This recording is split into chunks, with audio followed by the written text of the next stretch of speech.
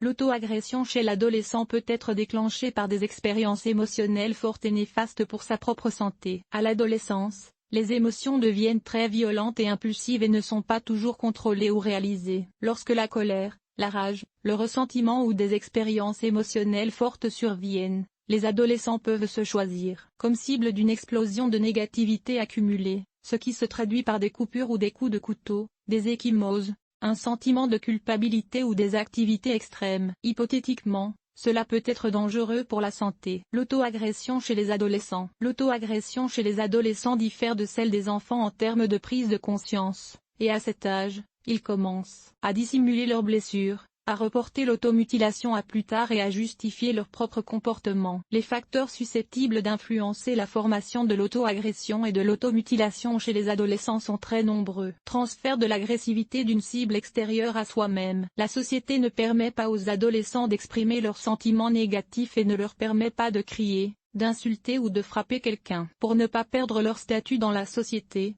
mais pour trouver un exutoire à leurs sentiments, les adolescents se transforment en cible de l'agression. Le stress mental augmente constamment. Par exemple, les adolescents se coupent les mains ou font de nouveaux trous sur certaines parties de leur corps pour tenter d'échapper à leurs lourdes préoccupations. La non-acceptation de leur corps les conduit souvent à s'automutiler de certaines manières, en refusant de manger, en s'entraînant intensément ou en essayant de se parer de piercings ou de tatouages. Relation étroite inadéquate avec les proches. L'automutilation survient souvent chez les adolescents qui ont grandi dans des foyers autoritaires ou libéraux. Dans le premier cas, l'enfant ne se sent pas aimé en raison de reproches constants, d'ossements de voix pas toujours justifiés et d'un contrôle omniprésent.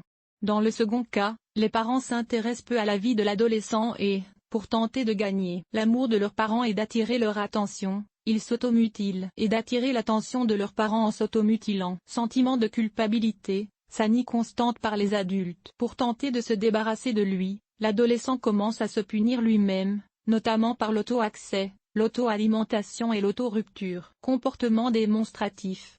La personne cherche à attirer l'attention des adultes et des proches sur elle-même, sur son état et sur ses expériences, en recherchant la sympathie et la compréhension. D'une part, l'adolescent comprend parfaitement que l'interruption de soi est un phénomène négatif. D'autre part, il n'est pas pleinement conscient que toute atteinte à sa propre personne peut avoir des conséquences très graves, y compris la mort. Les adolescents constituent donc un groupe de personnes pour lesquelles un travail psychologique est inévitable dès que les premières tentatives d'autodestruction se révèlent, et un suivi constant de leur état par les parents, les enseignants et les psychologues. Type d'agression automatique chez les adolescents. Les psychologues et les neurologues distinguent 3 types d'agression automatique chez les adolescents verbales. Elles se manifestent par le fait que les adolescents se blâment et s'humilient eux-mêmes, même s'ils ne sont qu'indirectement impliqués dans des situations inconfortables. Cela entraîne une réduction de l'espace personnel, une détérioration de la qualité de la communication avec les adultes et les pairs, et des difficultés à résoudre les situations conflictuelles, non verbales ou physiques.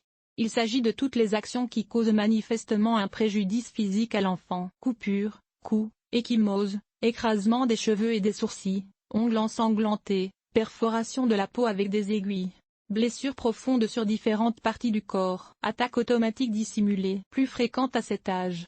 D'apparence non agressive, elle se manifeste essentiellement par de tels comportements. Il s'agit de piercings sur différentes parties du visage et du corps, de tatouages, de loisirs et de sports extrêmes. En outre, les comportements cachés et fréquents comprennent les mauvaises habitudes telles que le tabagisme et l'alcool, et les filles qui mangent sur et en pleine crise de faim. L'auto-agression est toujours un conflit intrapersonnel, mais elle peut être très difficile à déceler chez les enfants de cet âge. Les parents peuvent ne rien remarquer d'anormal dans le comportement de l'adolescent, et lorsqu'ils le font, il se punit d'une manière qui n'est gênante que pour lui. Par exemple, il aime boire du thé avec du sucre, mais il décide d'y renoncer à cause d'une offense. En même temps, s'il est réellement en colère contre lui-même, s'il se sent confronté à l'intérieur de l'individu, mal à l'aise et coupable, il peut également s'agir d'une crise de comportement auto-agressif. Symptômes.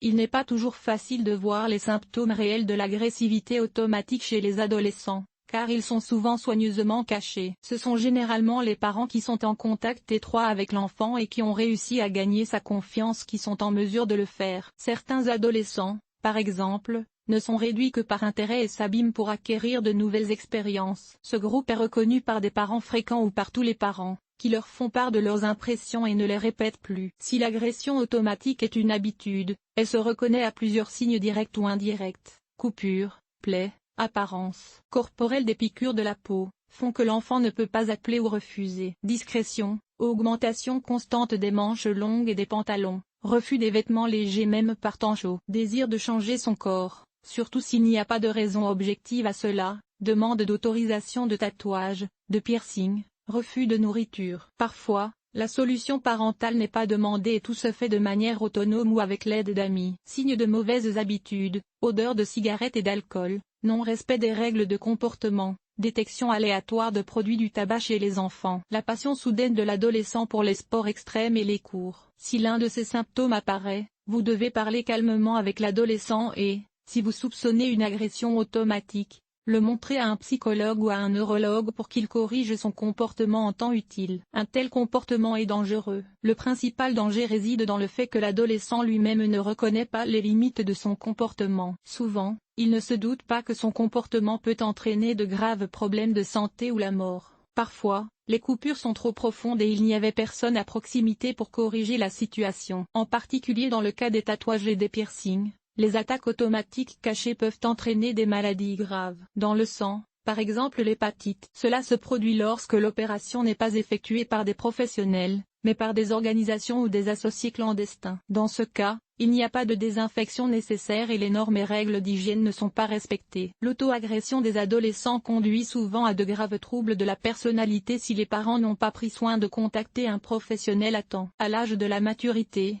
on n'est pas prêt pour la vie. Il est difficile de créer des interactions, de communiquer, de résister au stress et de s'engager qualitativement dans des activités professionnelles. Modifier l'agressivité automatique chez les adolescents. Le traitement de l'agression automatique et du comportement d'auto-alimentation implique généralement l'utilisation de méthodes psychothérapeutiques et de médicaments. Le premier groupe comprend la psychothérapie familiale. Des conversations et des cours sont organisés avec tous les membres de la famille avec lesquels l'adolescent auto-agressif vit. Tous les participants apprennent à faire preuve de compassion, de bonne volonté et d'attention les uns envers les autres et, dans la pratique, à trouver des moyens sûrs d'exprimer leurs sentiments négatifs et à mettre en place des stratégies appropriées de résolution des conflits. Psychothérapie cognitivo-comportementale. Les techniques sont individualisées. Il s'agit notamment d'identifier les attitudes négatives de l'adolescent. Les exemples incluent des discussions sur le manque d'estime de soi, les responsabilités accrues, l'incertitude et l'inadéquation, afin de les combattre par des moyens d'autorégulation. Techniques de développement pour arrêter les attaques d'auto-agression et techniques de remplacement étape par étape pour des méthodes plus appropriées à partir d'une négativité plus appropriée. Travail de formation en groupe. Il vise à développer la capacité à interagir,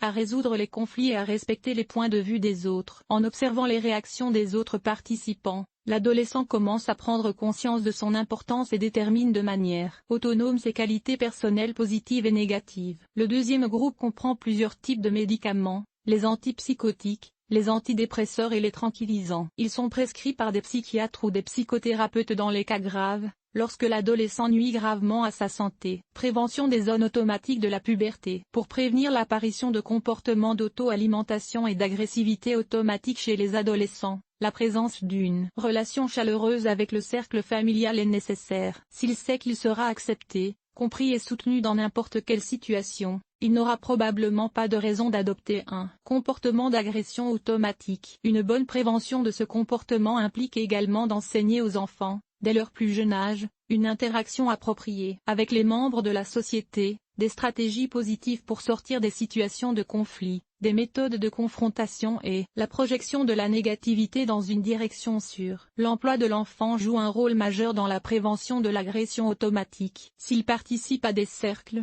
à des sections et qu'il s'y intéresse vraiment, le risque est considérablement réduit. L'excès de temps libre n'est rien à dépenser et l'adolescent, en raison de son âge, a tendance à accroître sa réflexion et se met parfois à penser à des problèmes qui n'existent pas, ce qui, dans certains cas, se traduit par de l'auto-agression. Mes recommandations.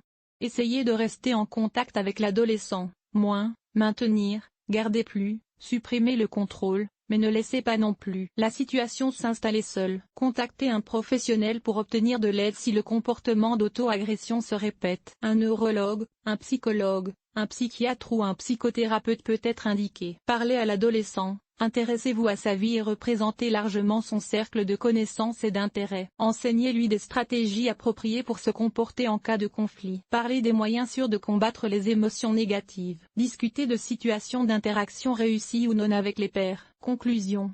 Le comportement auto-agressif des adolescents effraie souvent les parents. Il est important de ne pas paniquer, de ne pas les attaquer avec des questions ou des accusations et de ne pas essayer de les convaincre brutalement du bien fondé de leur comportement. Il faut d'abord se calmer, puis parler calmement à l'enfant sur un ton et dans une atmosphère amicale. Vous pouvez lui dire « Je suis choqué, je suis bouleversé, j'ai peur, je suis perdu parce que je ne sais pas pourquoi tu fais ça avec toi. » Invitez l'adolescent à parler de ses expériences, mais n'attendez pas qu'il s'ouvre et vous dise tout. À l'avenir, restez proche de lui, soutenez-le, intéressez-vous à sa vie, à ses réussites et à ses échecs, et proposez-lui discrètement votre aide dans des situations spécifiques.